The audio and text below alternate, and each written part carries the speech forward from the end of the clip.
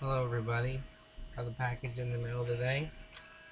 And some movies I bought from jayxrico, and I already opened it. Oh, inside we got Danny Darko, the director's cut.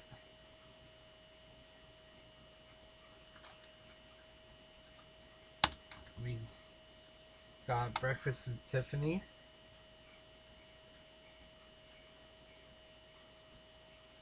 and we got The Goonies. Um,